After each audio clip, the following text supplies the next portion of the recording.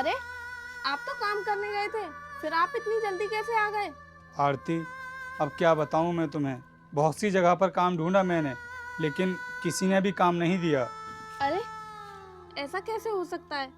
आपको कहीं पर भी काम नहीं मिला? तो आप लेबर चौक पर चले जाते, वहीं से कोई ले जाता आपको। लेबर चौक पर भी गया था मैं, लेकिन वहां जाने में ना देर हो गई। जितने भी मजदूर वहां पर थे ना, वो सब काम पर चले गए। फिर मुझे कोई भी उठाने के लिए नहीं आया। और वैसे भी आरती, लेबर चौक वाला काम ना मुझे पसंद नहीं आता है, क्योंकि वहां पर जितने भी मालिक मजदूरों को लेने के लिए आते हैं ना, वो पैसे देने में बहुत हरकतें करते हैं। तुमको बताएंगे कि हम तुमको 400 रुपये देंगे, लेकिन काम करने के बाद वही 100, 150, 200 रुपये ही दिखाते हैं। इसलिए मुझे ना लेबर चौक का काम पसंद नहीं है। तो फिर ऐसा कब तक चलता रहेगा? आपको तो काफी दिनों से कोई काम नहीं मिला है, और वैसे भी घर का राशन भी खत्म होने वाला है। अगर पैसे नहीं होंगे तो घर का राशन कहाँ से आएगा? क्या बताऊं आरती, मेरे तो कुछ भी समझ में नहीं आ रहा है कि अब क्या होगा हमारा। तो आप एक काम करो ना, प्रधान जी के पास चले जाओ, उन्हीं से थोड़े से पैसे उधार ले आना। कम से कम हमारे घर का राशन तो आ जाएगा, हमें भूखा तो नहीं रहना पड़ेगा। अगर वहाँ से पैसे ले आओगे तो शाम को हमारे घर में चूल्हा तो जल जाएगा। आरती, अब प्रधान जी हमें पैसे नहीं देंगे, क्योंकि पहले से ही हमने प्रधान जी से ना काफी सारे पैसे उधार ले लिए हैं। अरे उनका कर्जा आ रहा है हमारे ऊपर। अगर मैं फिर से उनके पास पैसे लेने के लिए जाऊंगा तो वो ना अपने पुराने पैसे और मांगने लग जाएंगे। अरे आप उनके पास जाओ तो सही, प्रधान जी मना नहीं करेंगे। वैसे भी इलेक्शन आ रहे हैं, आप बोल देना कि प्रधान जी हम आप ही को वोट देंगे। नहीं नहीं आरती, मैं ऐसा नहीं कर सकता। अगर पैसे लेकर के हमने किसी को वोट दिया तो समझ लो कि हमने अपना जमीर बेच दिया। तो फिर हमारे घर में शाम का खाना कैसे बनेगा? तो मैं ऐसा करता हूँ आरती, प्रधान जी के पास ही चला जाता हूँ। मैं ना उनसे वोट के लिए तो नहीं बोलूँगा, लेकिन उनसे बोल दूंगा कि प्रधान जी हमारे घर पे ना राशन खत्म हो गया है, आप हमें थोड़े से पैसे दे दो। अरे उनके पैरों में गिरकर उनसे पैसे मांग लूँगा, शायद हो सकता है वो हमको पैसे दे दें। पापा, मेरे स्कूल की ड्रेस भी फट गई है, वो भी लेते आना। क्या बेटा, ड्रेस फट गई है? तो बेटा अभी तो नई ड्रेस नहीं आ पाएगी, क्योंकि तेरी मम्मी बता रही हैं कि घर का राशन भी ख़त्म हो गया है। एक काम करना बेटा, तू अभी फटी हुई ड्रेस से ही काम चला ले। जब मुझे कहीं पर काम मिल जाएगा तो मैं तेरे लिए नई ड्रेस ला दूंगा। पापा, स्कूल में मेरी फटी हुई ड्रेस देखकर बच्चे मेरा मजाक बनाते हैं और मेरे ऊपर हंसते हैं और कहते हैं कि जब स्कूल में पढ़ने की औकात नहीं है तो आते क्यों? कोई बात नहीं बेटा, हंसने दो उनको, क्योंकि उनके हंसने से कुछ नहीं होगा। तू उनकी बातों को सुना ही मत कर, तू बस अपनी पढ़ाई पर ध्यान दिया कर। और अगर प्रधान जी ने ज़्यादा पैसे दे दिए तो शाम को मैं तेरी ड्रेस भी लेता आऊँगा। चलो ठीक है आरती, फिर मैं जा रहा हूँ प्रधान जी के पास। ठीक है जी, जाइए।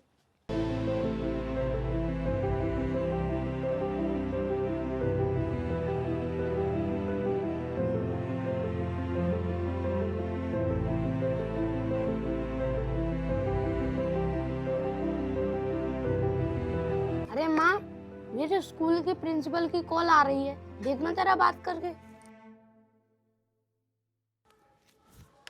हेलो आप रोहित की मम्मी बात कर रही हैं क्या? जी, मैं रोहित की मम्मी बात कर रही हूँ। आप अपने बच्चे को लेकर स्कूल आ जाइए। लेकिन क्यों सर? वो सब हम आपको आने के बाद बता देंगे, बस आप स्कूल आ जाइए रोहित को लेकर। ठीक है सर, मैं आती हूँ स्कूल। ठीक है।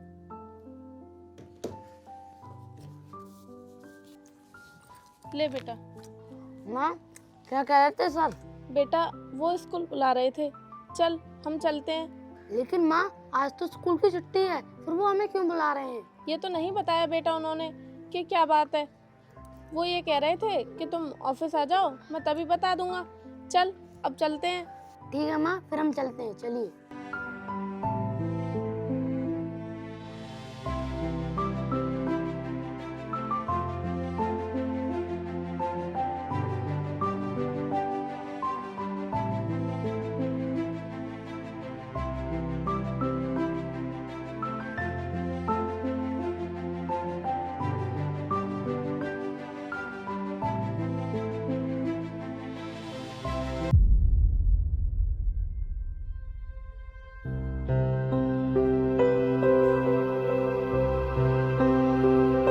नमस्ते प्रधान जी।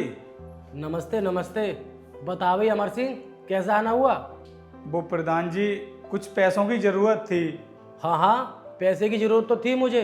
और मैं सुबह ना अपने आदमी को तेरे पास भेजने ही वाला था। वो तो अच्छा हुआ कि तू खुद चल कर मेरे पास आ गया। ला दे, कितने पैसे लेकर आया है? पूरे पैसे देगा या आधे पैसे देगा अभी? नहीं नहीं प्रधान जी, मैं आपके पैसे देने के लिए नहीं आया हूँ। मैं तो बस आपसे कुछ पैसे और मांगने के लिए आया हूँ। क्या कहा? पैसे मांगने के लिए आया है? अरे पिछला कर्जा तुझसे दिया नहीं गया है और नया कर्जा लेने के लिए आ गया है? वो प्रधान जी, घर पे ना राशन ख़त्म हो गया है और मुझे कहीं पर काम भी नहीं मिल रहा है। घर पे कुछ भी नहीं था तो मैंने सोचा कि प्रधान जी के पास चला जाता हूँ। प्रधान जी मेरी मदद ज़रूर करेंगे, क्योंकि प्रधान जी आप कहते थे ना कि जब भी तुझको परेशानी हो तो मेरे पास आ जाना, मैं तेरी पूरी मदद करूँगा। अरे तो मैं कब तक मदद करूंगा तुम लोगों की? मैंने तुम्हारे घर का ठेका नहीं ले रखा है। प्रधान जी, आप तो हमारे गांव के प्रधान हो, मतलब मुखिया, और अगर आपके गांव में कोई गरीब इंसान भूखा रहेगा तो आपको अच्छा लगेगा। प्लीज़ आप हमारी मदद कर दो। अरे अगर मैं तुम जैसे लोगों की मदद करता रहूंगा ना तो एक दिन खुद कंगाल हो जाऊंगा मैं। मेरे पास नहीं है तुझे देने के लिए एक भी पैसा। जा निकल जा यहाँ से।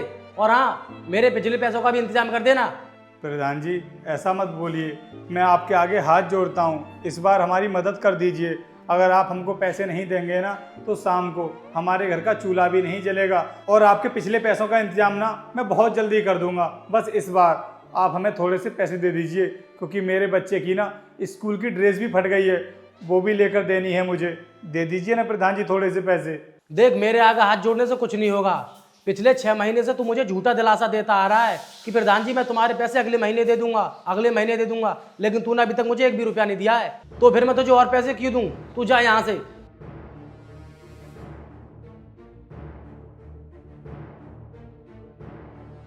पिछला कर्जा चुकता नहीं किया, नया कर्जा लेने के लिए आ गए। पैसा बट रहा है हमारे पास।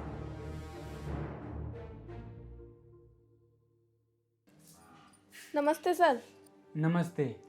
बताइए कैसे बुलाया आपने? देखिए, कुछ ही दिनों में एग्ज़ाम शुरू होने वाले हैं और जिन बच्चों की फ़ीस जमा नहीं हुई है उनके पेरेंट्स को हम लोग स्कूल बुला रहे हैं, जिससे कि वो फ़ीस जमा कर दें और उनके बच्चों का एग्ज़ाम हो पाए।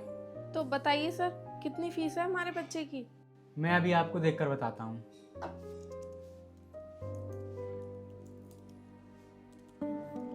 देखिए, आपके बच्चे की पिछले 6 महीने से फ़ीस जमा नहीं हुई है। 3000 रुपये बन रहे हैं इसके, और 500 रुपये एग्ज़ाम फीस लगेंगे, तो आप पर टोटल 3500 रुपये बन रहे हैं। अभी जमा कर रही हैं कि कल जमा करेंगी? सर अभी तो मेरे पास पैसे नहीं है, लेकिन सर 1-2 दिन में फीस जमा कर देंगे हम। अगर आपने अपने बच्चे की फ़ीस जल्द से जल्द जमा नहीं की तो आपके बच्चों को एग्ज़ाम में बैठने नहीं दिया जाएगा, इसलिए आप जल्दी से फ़ीस जमा करवा दीजिए। ठीक है सर, हम करते हैं फीस का इंतजाम। चल बेटा, चलते हैं।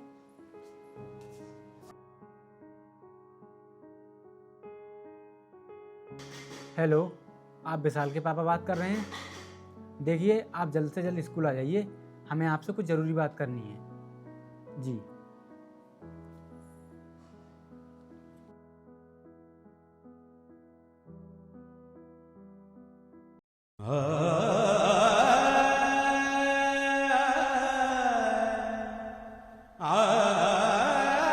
दे दिए जी प्रधान जी ने पैसे? नहीं दिए आरती प्रधान जी ने पैसे। मैंने तुमसे कहा था ना कि अगर मैं उनके पास पैसे मांगने के लिए जाऊंगा ना तो वो अपने पिछले पैसे मांगने लग जाएंगे, और वही हुआ। जैसे ही मैंने कहा प्रधान जी से कि आप मुझे थोड़े से पैसे दे दो, तो बोले कि इतने पैसे हम तुझे पहले ही दे चुके हैं और उसके बाद भी तू फिर से हमारे घर पे पैसे मांगने के लिए आ गया। लेकिन तुम दोनों कहाँ से आ रहे हो? वो रोहित के स्कूल से प्रिंसिपल की कॉल आई थी, बोल रहे थे कि आप स्कूल आ जाओ, मुझे कुछ बात करनी है। तो क्या बोला उन्होंने? फीस के लिए बोल रहे थे। वो बोल रहे थे कि रोहित की फीस जमा होनी है, वैसे भी एग्जाम आने वाले हैं, अगर फीस जमा नहीं हुई तो बच्चे को एग्जाम में नहीं बैठने दिया जाएगा। रोहित बेटा, कब से शुरू हो रहे हैं तुम्हारे पेपर? पापा इसी महीने शुरू हो जाएंगे मेरे एग्जाम। आरती, वो कहते हैं ना कि जब इंसान के ऊपर परेशानियां आती हैं ना तो एक तरफ से नहीं आती हैं, सब तरफ से आती हैं। अब देखो, एक तो हमारे घर में राशन ख़त्म हो गया है, उसको लाने के लिए पैसे नहीं हैं, और ऊपर से अब बच्चे के स्कूल से भी कॉल आ गई, उनको भी फीस के पैसे जमा करने हैं। अरे किन किन चीज़ों के लिए पैसे लेकर के आएंगे हम? अगर बच्चे की फ़ीस जमा नहीं की तो इसकी पूरी साल बर्बाद हो जाएगी, और घर का राशन नहीं आया तो हमें भूखा रहना पड़ेगा। समझ नहीं आ रहा है कि करें तो करें क्या। हम ऐसा करते हैं, हम प्रधान जी के घर ही काम मांगने चलते हैं। आप उनके खेतों में काम कर लेना, मैं उनके घर पे काम कर लूँगी, और हम उनसे पैसे भी लेते रहेंगे। इस तरीके से हमारा कर्जा भी उतर जाएगा। अरे आरती, अगर प्रधान जी के घर पर काम मिल जाता ना मुझे, तो मुझे कहीं भागने की जरूरत ही नहीं पड़ती। मैं तो प्रधान जी के यहीं काम करता रहता। लेकिन प्रधान जी सिर्फ औरतों को काम देते हैं, आदमी को काम नहीं देते। अरे कोई बात नहीं, अगर प्रधान जी सिर्फ औरतों को ही काम देते हैं तो मैं चली जाऊंगी उनके घर काम मांगने के लिए। आप कहीं और काम देख लेना, फिर दोनों जगह से पैसे आएंगे तो इस तरीके से हमारे घर का खर्चा भी चलता रहेगा और हम अपने बच्चे की स्कूल की फीस भी जमा कर देंगे और इसके लिए ड्रेस भी ले आएंगे। सही कह रही हो आरती, हम ऐसा ही करते हैं। तुम प्रधान जी के यहाँ काम करती रहना और मैं कहीं और काम कर लूँगा। हमारे पास पैसों की दिक्कत भी नहीं होगी। फिर तुम सुबह रोटी खाकर भी नहीं गई थी ना, मैंने देखा था रोटी वहाँ पर रखी हुई हैं। तुम एक काम करो, अब खाना खा लो, कल ही जाना फिर प्रधान जी के पास। ठीक है जी, मैं खा लेती हूँ खाना, लेकिन आप भी तो खाना खा लो क्योंकि सुबह तो आप भी खाना खाकर नहीं गए थे। ले आओ फिर खा लेते हैं खाना। हाँ, अभी लाती हूँ।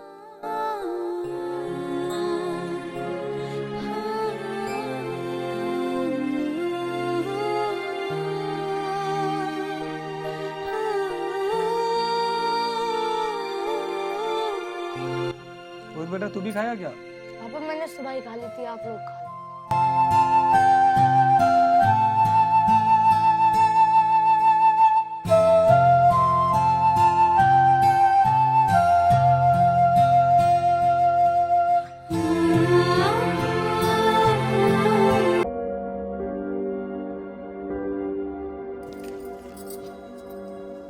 नमस्ते प्रधान जी।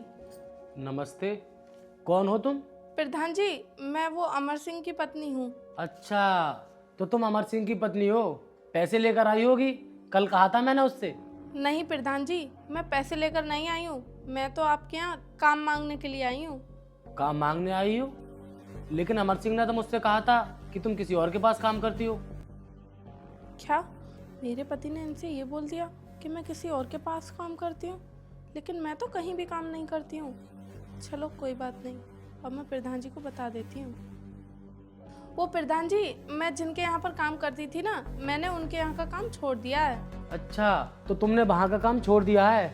चलो कोई बात नहीं, तुम मेरे यहाँ पर काम कर लेना, लेकिन तुम मुझे ये बताओ कितने पैसे मिलते थे वहाँ पर? पैसे? अगर मैंने कहीं काम किया होता तो मैं इन्हें बता भी देती कि मुझे कितने पैसे मिलते थे, लेकिन कोई बात नहीं। वो प्रधान जी, मुझे वहाँ पर 5,000 रुपये मिलते थे, वो भी 1 महीने के। 5,000 रुपये महीने मिलते थे? तो पैसे तो वहाँ पर कम मिलते थे तुम्हें। खैर कोई बात नहीं, तुम मेरे यहाँ पर काम करो, मैं तुम्हें 10,000 रुपये महीने की दूंगा। क्या प्रधान जी, 10,000 रुपये? प्रधान जी, आपका बहुत बहुत धन्यवाद। अरे धन्यवाद की कोई ज़रूरत नहीं है, बस तुम खाना सही से बना देना जिससे मेरा दिल खुश हो जाए। प्रधान जी, आप इस बात से बिल्कुल बेफिक्र रहिए, मैं खाना बहुत अच्छा बनाती हूँ। तो फिर ठीक है, जाकर बना दो खाना, मुझे भूख भी लग रही है। हाँ प्रधान जी, मैं अभी जाकर खाना बना देती हूँ। अरे कौन है? प्रधान जी, आप ये क्या कर रहे हैं? अरे तुम डरो मत, घर पर कोई भी नहीं है, अकेला हूँ मैं। तो आपके कहने का क्या मतलब है? अरे जब तुम मेरे घर पर काम करोगी ना, तो इन सब चीज़ों की आदत तो तुम्हें डालनी पड़ेगी। और वैसे भी गांव की और भी तो औरतें मेरे घर पर काम करने के लिए आती हैं, वो तो मेरे साथ खुशी खुशी रहती हैं, कभी कुछ नहीं कहती। मैं उन औरतों में से नहीं हूँ। आज तुम्हारा काम पर पहला दिन है ना, इसीलिए ऐसा बोल रही हो तुम। जब तुम मेरे घर पर डेली काम करोगी ना, तो तुम्हें भी इसकी आदत हो जाएगी। नहीं नहीं प्रधान जी, ऐसी बात नहीं है, मुझे ये सब पसंद नहीं है। देखो तुम ज़्यादा डरो मत, तुम्हारे पति को इसके बारे में ना कुछ भी पता नहीं चलेगा। और वैसे भी तुम्हारा पति तो तुमसे उल्टा खुश होगा, क्योंकि तुम उसे 10,000 रुपये महीने के लिए जाकर दोगी। आप कहना क्या चाहते हो प्रधान जी, कि मैं 10,000 रुपये के लिए अपनी इज्जत दांव पर लगा दूं और अपने पति को धोखा दूं? अरे आप 2-4 हज़ार रुपये मुझे कम दे देना, लेकिन ऐसा मत करो मेरे साथ, क्योंकि मुझे ये सब पसंद नहीं है। देखो बात 2-4 हज़ार रुपये की नहीं है, अगर तुम चाहो तो मैं तुम्हें 2-4 हज़ार रुपये और एक्स्ट्रा दे सकता हूँ, लेकिन तुम मुझे इन सब चीज़ों के लिए मना मत करो। मैं अपने घर में औरतों को इसलिए काम देता हूँ ताकि वो मेरी हर बात मान सकें और मेरे साथ रहें। और तुम्हारे पति ने भी तुम्हें बताया होगा कि मैं आदमियों को काम नहीं देता हूँ, औरतों को ही काम देता हूँ, क्योंकि गांव की औरतें ना मुझे बहुत प्यारी लगती हैं। अगर ऐसी बात है प्रधान जी, तो मुझे नहीं करना है आपके यहाँ काम, मैं जा रही हूँ। अरे रुक, इतनी आसानी से तू मेरे चुंगल से नहीं जा सकती। अगर तू ऐसे ही चली गई ना, तो तू तो मेरी पोल खोल देगी कि प्रधान गांव की औरतों के साथ इतना गंदा व्यवहार करता है। प्रधान जी, ये क्या कर रहे हो आप? छोड़ो मुझे, नहीं करना मुझे आपके यहाँ काम, छोड़ो। अरे ऐसे नहीं जाने दूंगा मैं तुझे, चल मेरे साथ बेडरूम में मेरे, चल। छोड़ो मुझे। अरे चल ना। छोड़ो प्रधान जी। रुक, भग जा साली भग जा। अगर तूने गांव में किसी को बता दिया ना कि प्रधान ऐसा गंदा काम करता है तो मैं तेरे आदमी को जान से मार दूंगा, ध्यान रखना।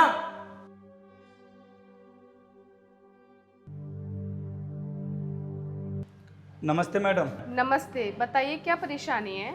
मैडम परेशानी तो कोई नहीं है, हम काम की तलाश में घूम रहे थे। अगर आपके हॉस्पिटल में कोई काम मिल जाए तो आप हमको दे दीजिए।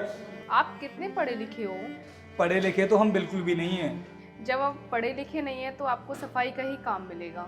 कोई बात नहीं मैम, आप हमको सफाई का ही काम दे दीजिए, हम कर लेंगे। कितने पैसे मिल जाएंगे हमको उसमें? आपको 8,000 रुपये मंथली मिल जाएंगे। 8,000 रुपये? ठीक है मैडम, हम काम करने के लिए तैयार हैं और आपका बहुत बहुत धन्यवाद जो आपने हमें काम दिया। ठीक है, आप कल से काम पर आ जाना। ठीक है मैडम, हम कल से आ जाएंगे, अभी हम जा रहे हैं। हाँ ठीक है, आप जाओ।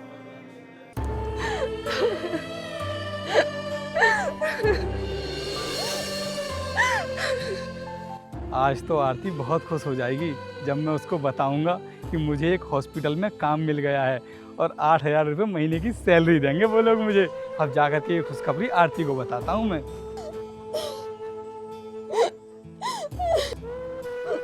क्या हुआ आरती, तुम रो क्यों रही हो?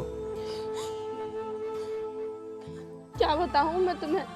अरे बताओ तो सही तुम मुझे, क्या बात हो गई जो तुम रो रही हो? क्योंकि आज से पहले तो तुम कभी नहीं रोई हो। मैं प्रधान के घर गई थी काम मांगने के लिए, और तुम्हें पता है कि वो प्रधान सिर्फ औरतों को ही काम क्यों देता है? क्योंकि वो औरतों के साथ गलत करता है, उनकी मजबूरी का फ़ायदा उठाता है, और वो यही सब मेरे साथ भी करना चाहता था। मुझे खींचकर अपने बेडरूम तक ले गया, बड़ी मुश्किल से भागी हूँ मैं वहाँ से जान बचाकर। क्या वो प्रधान गांव की औरतों के साथ में ये सब करता है? और गांव के लोग तो उसको कितना अच्छा इंसान समझते हैं कि वो गांव की औरतों को भी काम पर रख लेता है। लेकिन आज तक किसी को ये पता नहीं चला कि वो औरतों की मजबूरी का फायदा उठाता है। मैं उसको छोड़ूंगा नहीं, उसकी पोल पूरे गांव में खोल दूंगा। आरती तुम एक काम करो, अभी मेरे साथ चलो, हम लोग उस प्रधान के घर चलते हैं। उसकी हिम्मत कैसे हो गई हमारे घर की इज्जत पर हाथ डालने की। आओ आरती तुम।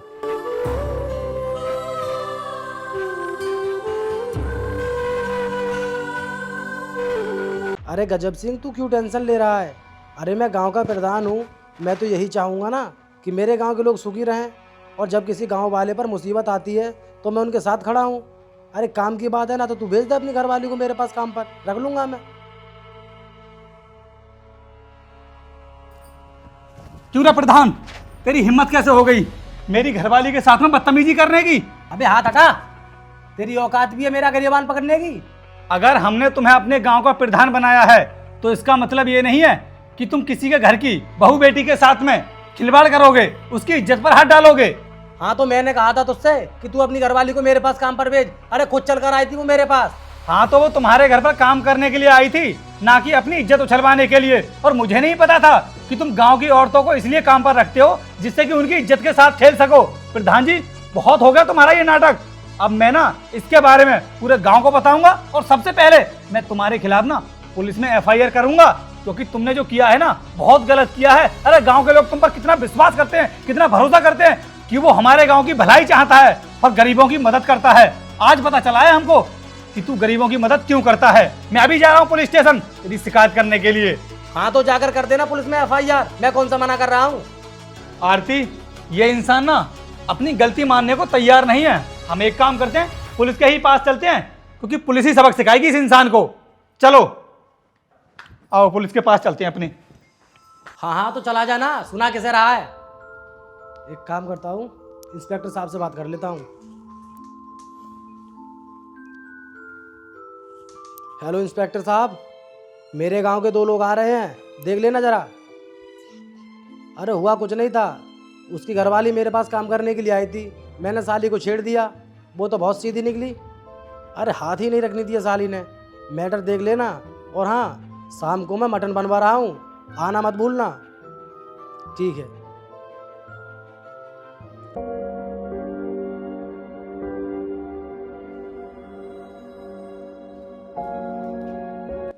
अबे खड़े खड़े मेरे मुंह क्या देख रहे हो? बताओगे भी क्या काम है? दरोगा जी, हमारे गांव का जो प्रधान है ना, वो बहुत ही गलत इंसान है। उसने हमारी घरवाली के साथ गलत करने की कोशिश की है। कौन से गांव से आए हो तुम लोग? श्यामपुर से। अच्छा, श्यामपुर से आए हो। ठीक है, तुम लोग जाओ, मैं तुम्हारी एफआईआर दर्ज कर लूंगा।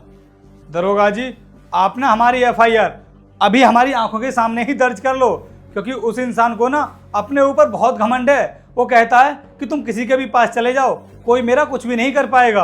अब तू ही बोलता रहेगा या तेरी घरवाली भी बताएगी कुछ? प्रधान जी ने क्या किया है इसके साथ में? दरोगा जी, मैं बता तो रही हूँ, प्रधान जी ने मुझे टच किया था।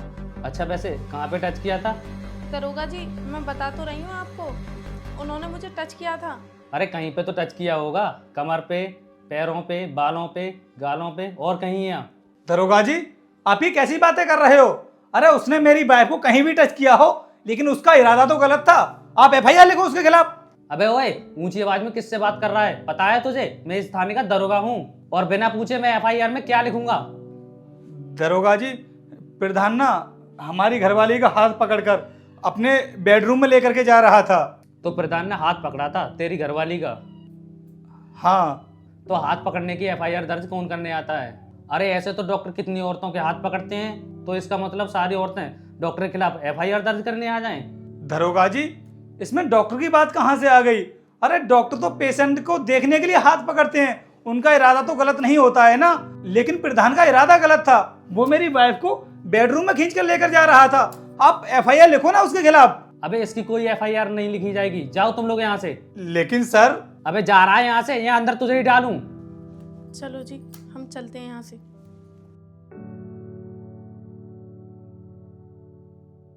आरती, देखा तुमने, गरीब इंसान की कोई भी नहीं सुनता है। जब हमने उस दरोगा से कहा कि प्रधान ने हमारे साथ गलत किया है, तो उसने हमारी एफआईआर तक नहीं लिखी, क्योंकि ये प्रधान जैसे लोग ना दरोगा को अपने पास से पैसे पहुंचाते हैं, जिससे कि उनके खिलाफ कोई कंप्लेंट करे तो उसकी सुनवाई ना करें, और तभी प्रधान जैसे लोगों का हौसला बढ़ जाता है और वो कभी गलत करने से डरते नहीं हैं। तो पापा, फिर हम इस गांव को ही छोड़कर चलते हैं, हम कहीं और रह लेंगे। बेटा, अगर हम इस गांव को छोड़कर चले जाएंगे तो इन जैसे लोगों का हौसला और ज़्यादा बढ़ जाएगा। हमें इन लोगों के खिलाफ आवाज़ उठानी होगी। तो आरती, हम इसमें कर भी क्या सकते हैं? अरे तुमने देखा ना, अभी गए तो थे हम पुलिस के पास एफआईआर लिखवाने के लिए, लिखी उन्होंने हमारी एफआईआर। और हमारा बेटा ना बिल्कुल सही बोल रहा है, हमें इस गांव में रहने से कोई फ़ायदा नहीं है, क्योंकि वैसे भी वो प्रधान हमसे चिढ़ चुका है और हमारे परिवार के साथ कुछ भी कर सकता है। तो हम एक काम करते हैं, इस गांव को छोड़कर ना कहीं दूर चलते हैं, वहीं पर रह लेंगे, मेहनत मजदूरी कर लेंगे। ये कुछ भी सही नहीं कह रहा है, और आप भी कैसी बातें कर रहे हैं? हम इस गांव को छोड़कर कहीं नहीं जाएंगे, मैं यहीं पर रहूंगी और उस प्रधान को सबक सिखाऊंगी। आरती, क्या करोगी तुम?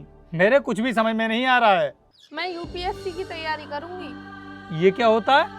ये हमारे देश का सबसे टफ एग्जाम होता है, और इसे क्लियर करने के बाद में इंसान आईएएस और आईपीएस बनता है। अब मैं भी इस एग्जाम को दूंगी और आईपीएस बनूंगी, और उसके बाद फिर उस दरोगा को और उस प्रधान को अच्छे से सबक सिखाऊंगी। तो तुम्हारे कहने का मतलब है कि तुम अपनी पढ़ाई फिर से शुरू करोगी? आरती, तुम्हारा दिमाग तो पागल नहीं हो गया है? तुमको पता भी है कि तुम्हें अपनी पढ़ाई छोड़े हुए काफी साल हो चुके हैं, और तुम फिर से पढ़ाई शुरू करने की बात कर रही हो? अरे हम अपने बेटे को सही से पढ़ा नहीं पा रहे, इसके स्कूल की फीस जमा नहीं कर पा रहे, तो तुम अपनी पढ़ाई कैसे कर पाओगी? मेरी पढ़ाई के आपको खर्चे उठाने की कोई ज़रूरत नहीं है। बस आप मुझे एक पुराना सा एंड्रॉयड फ़ोन ला कर दे देना, फिर मैं उस फ़ोन से यूट्यूब से पढ़ाई कर लूँगी, क्योंकि यूट्यूब पर बहुत से टीचर ऐसे हैं जो फ्री में बच्चों को पढ़ाते हैं। अगर पुराने फ़ोन की बात है ना, तो वो तो मैं तुमको ला कर दे दूंगा, क्योंकि मैंने तुमको बताना भूल गया, मुझे ना एक हॉस्पिटल में काम मिल गया है, और वो मुझे 8,000 रुपये महीने की सैलरी देंगे। कल जब मैं उनके यहाँ काम पर जाऊँगा ना, तो उनसे पैसे ले लूँगा, और उसके बाद तुमको फ़ोन ला कर दे दूँगा। अच्छा, आपको काम मिल गया है, ये तो बहुत ही अच्छी बात है। लेकिन आरती, आज का खाना कैसे बनाओगी तुम? क्योंकि हमारे घर पर तो राशन भी नहीं है। अरे कल की कुछ रोटियां बची हुई रखी हैं, हम वही खा लेंगे आज। ठीक है, तो फिर तुम ले आओ, हम लोग खा लेंगे। और बेटा, एग्जाम के बारे में बताया कुछ? कौन सी डेट से शुरू हो रहे हैं? पापा, 21 तारीख को मेरा पहला एग्जाम है। ठीक है बेटा, तू सही से तैयारी करना, जितनी भी फीस है ना वो सब मैं जमा कर दूंगा, क्योंकि मुझे काम जो मिल गया है। ठीक है पापा।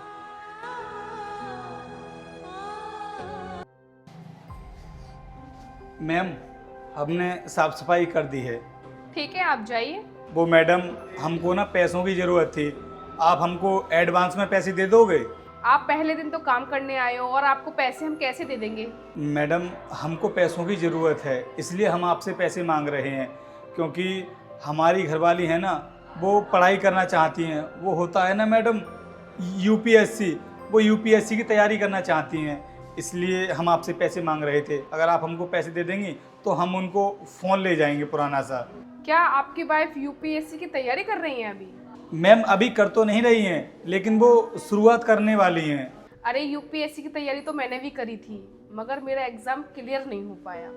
मेरे पास यूपीएससी के नोट्स रखे हैं, आप ले जाइए, आपकी वाइफ की हेल्प हो जाएगी। तो ठीक है मैडम, आप मुझे ला कर दे दीजिए, मैं ले जाऊंगा। ठीक है, मैं लेकर आती हूँ।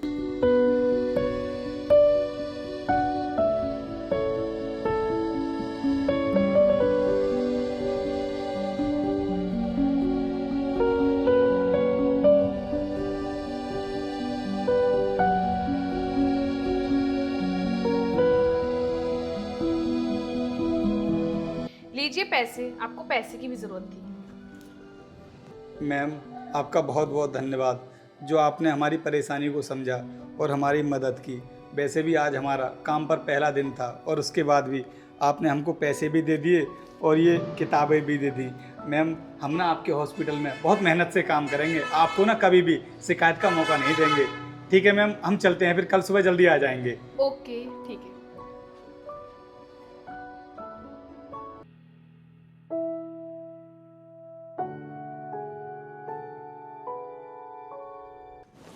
सुनो आरती, ये किस चीज की किताबें लाए हो आप? वो जो तुमने बताया था ना कि तुम यूपीएससी? हाँ हाँ, वही वही, ये उसी की किताबें हैं। तो ये कहाँ से ले आए तुम? जिन मैडम के यहाँ पर मैं काम करता हूँ ना, तो वो भी इसी की तैयारी कर रही थी जो तुम करना चाहती हो, लेकिन बता रही थी कि मेरा ना सिलेक्शन नहीं हो पाया। पता नहीं कोई दिक्कत हो गई थी या कोई और बात हो गई थी, इस वजह से उनकी उसमें नौकरी नहीं लग पाई। लेकिन हाँ, वो डॉक्टर बन गई, तो उन्होंने मुझे बताया कि मेरे पास किताबें रखी हुई हैं, वो तुम लेकर के चले जाओ और अपनी पत्नी को दे देना। इन किताबों से ना उनकी बहुत मदद हो जाएगी। और बता रही थी कि इन कॉपियों में भी इन्होंने कुछ लिख रखा है, तो ये भी देख लेना तुम। ये तो बहुत ही अच्छी बात है जो मुझे किसी के नोट्स मिल गए, क्योंकि ये तो बहुत ही ज़्यादा इम्पोर्टेंट होते हैं। और अब इनसे मैं बहुत अच्छी तैयारी कर लूँगी, कुछ यूट्यूब से देख लिया करूँगी, कुछ इनसे। हाँ आरती, और मैडम ने ना मुझे पैसे भी दे दिए हैं। मैं जा करके ना अभी तुम्हारे लिए पुराना सा फ़ोन भी ले आता हूँ, तब तक तुम ये किताबें देख लो, ये कैसी हैं, ये लो। लाओ, मैं देख लेती हूँ। ठीक है, मैं जा रहा हूँ फिर। ठीक है।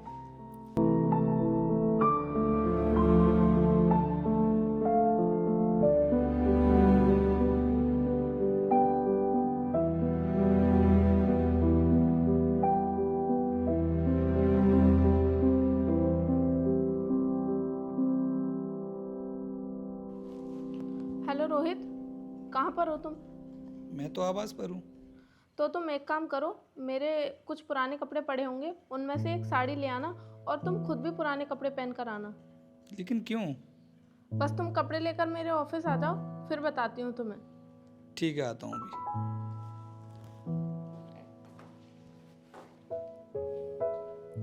हाँ बताओ आरती, क्यों मंगाई थी तुमने अपनी ये पुरानी साड़ी मुझसे, और मुझे भी ऐसे कपड़े पहनवा दिए? लाओ, ये साड़ी मुझे दो, मैं अभी पहन कर आती हूँ। क्या तुम ये पुरानी सी साड़ी पहनोगी? लेकिन क्यों? अरे तुम एक आईपीएस ऑफिसर हो, अब तुमको ये पुरानी साड़ी पहनने की क्या जरूरत है? मुझे ये साड़ी पहनकर कहीं जाना है और तुम भी मेरे साथ चलोगे। लाओ, ये साड़ी मुझे दो। तुम गाड़ी पर पहुंचो, मैं अभी ये साड़ी पहनकर आती हूँ। ठीक है। हाँ भाई, क्या मैटर है? प्रधान जी ने तेरी पत्नी को फिर से छेड़ दिया क्या? हाँ दरोगा जी, फिर से प्रधान जी ने वही हरकत की है। हम लोग एफआईआर लिखवाने के लिए आए हैं, लिख लीजिए हमारी एफआईआर। पिछली बार तो प्रधान जी ने तेरी पत्नी का हाथ पकड़ा था, इस बार क्या पकड़ लिया? दरोगा जी, ये सब बताना जरूरी है क्या? आप एफआईआर लिखो ना हमारी। वो तो नहीं लिखी जाएगी। लेकिन क्यों नहीं लिखी जाएगी हमारी एफआईआर? तू बताएगा नहीं कि तेरी वाइफ को कहाँ पे टच किया है, फिर मैं एफआईआर लिखूंगा नहीं। वैसे दरोगा जी, आपको ये पता है कि आपके जिले की एसपी कौन है? क्यों, तेरी एसपी में अब तक बात है क्या? तुझे जानती हैं? नहीं दरोगा जी, वो हमें क्यों जानेंगे। हम तो बस आपसे पूछ रहे हैं कि हमारे जिले की जो एसपी हैं उनका नाम क्या है? मिसेस आरती शर्मा, बोल क्या करेगा? सस्पेंड करूंगी मैं तुम्हें। क्या तू मुझे सस्पेंड करेगी? गांव की गवार, चली जा यहाँ से। दरोगा जी, थोड़ा तमीज में बात कीजिए। जिनका आप अभी थोड़ी देर पहले नाम ले रहे थे ना, मिसेस आरती शर्मा, वो कोई और नहीं बल्कि मेरी वाइफ है, और ये इस जिले की एसपी हैं। क्या यही है आरती शर्मा जो हमारे जिले की एसपी हैं? हाँ, मैं ही हूँ। जय हिंद मैम। लेकिन मैम, आप लोग तो गांव में रहते थे। गांव में रहते थे तो क्या हुआ? क्या गांव के लोग आईपीएस ऑफिसर नहीं बन सकते? तुम्हारे जैसे लोगों को सबक सिखाने के लिए ही मैंने यूपीएससी क्लियर की है। लेकिन मैम, आप इस तरह के कपड़ों में क्यों आई हैं? अगर मैं वर्दी में आती तो तुम्हें सस्पेंड कैसे कर पाती? मैं इस तरीके के भेष में इसलिए आई हूँ ताकि मैं देख सकूं कि तुम अभी सुधरे हो या नहीं। लेकिन तुम तो पहले जैसे ही हो, बिल्कुल भी सुधार नहीं आया तुम्हारे अंदर। बहुत कर लिया तुमने गरीबों पर अत्याचार, लेकिन अब नहीं कर पाओगे, क्योंकि मैं तुम्हें इस लायक ही नहीं छोड़ूंगी। क्योंकि अब मैं तुम्हें सस्पेंड नहीं, सीधा टर्मिनेट करूंगी, क्योंकि तुम इस भर्ती के लायक ही नहीं हो। मैम, मेरे साथ ऐसा मत करना। मेरे बीवी बच्चों का क्या होगा और मेरे भविष्य का क्या होगा? अब कुछ नहीं होगा, अब आराम से अपने घर बैठो। चलो जी, तुम चलते हैं। मैम मैम मैम, मेरी बात तो सुनो।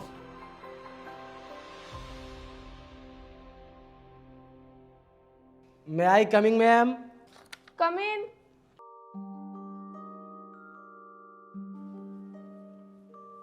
क्या हुआ प्रधान जी, देखकर चौंक गए क्या? आओ बैठो।